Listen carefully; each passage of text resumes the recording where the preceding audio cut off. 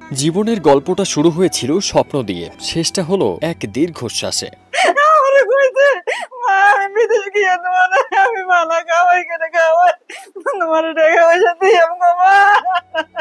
ছেলেটা বলেছিল, আম্মা 2 মাস যাক টাকা পাঠাবো, ঘরের চাল পাল্টাবো, কিন্তু তার আগেই এসেছে ছেলের মৃত্যুর খবর। 6 মাস কেটে গেছে, মরদেহটা এখনো পড়ে আছে সৌদি আরবের জিয়াদ এলাকার একটি হাসপাতালের হিমঘরে। আমার ভাই দীর্ঘ 6 মাস হয়েছে বিদেশ মারা গেছে, এখনো ওরা আনে নাই।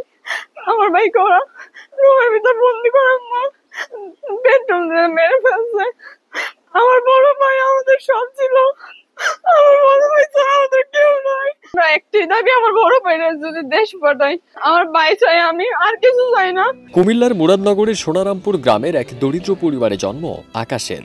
সংসারের অভাব কাটাতে মাত্র 22 বছর বয়সে সৌদি আরবে পাড়ি জমান তিনি। 2024 সালের অক্টোবরে পাড়ি জমিয়ে পেট্রোল পাম্পে কাজ নিয়েছিল সে, কিন্তু চলতি বছরের ফেব্রুয়ারিতে পাম্পে ঘটে যাওয়া ভয়াবহ অগ্নিকাণ্ডে আগুনে পুড়ে মৃত্যু হয় আকাশের। একটা নিউজ আমরা পাইলাম পেট্রোল পাম্পে আগুন লাগা সে মারা গেছে। এই গরিব মানুষ হিসেবে সরকারের কাছে দাবি জানাই, তার ছেলে রাষ্ট্র যাতে অল্প দিনের ভিতরে দেশে আনে, তার ছেলে দেখে সে মারি দিতে পারে। এরপর থেকে ছেলেকে ছাড়াই ঘুমান তার মা শাহিদা বেগম। শুধু একটা ছবি আর 2-4টা কাপড় বুকে জড়িয়ে কাঁদেন।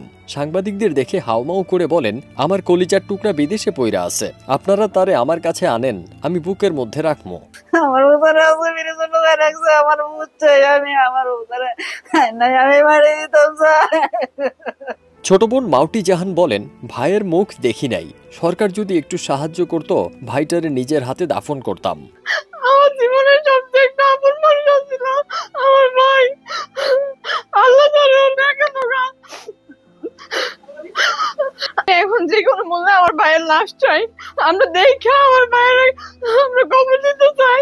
বাবা রফিকুল ইসলাম যেন আর কোনো কিছুতেই মন দিতে পারছেন না, শুধু বলেন 9 মাস আগে বিদেশে গেছে, 6 মাস আগে মারা গেছে, এখনো লাশ আনতে পারি নাই, সরকারের কাছে মিনতি করছি আকাশের লাশটা দেশে আনেন।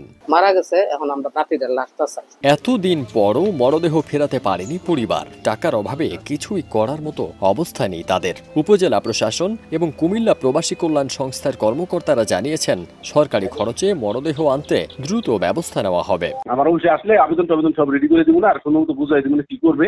স্যার এখানে চলে যায় ঢাকায় গিয়ে ঢাকায় স্যার খালি বলবে যে এই অবস্থা, সে তো সরকারি খরচে আনবে, অসুবিধা নাই তো। কিন্তু প্রশ্ন রয়ে যায়, একজন প্রবাসী কর্মীর মরদেহ দেশে আনতেই যদি 6 মাস লেগে যায়, তবে সেই বিদেশ যাওয়া স্বপ্নের মূল্যটা কি?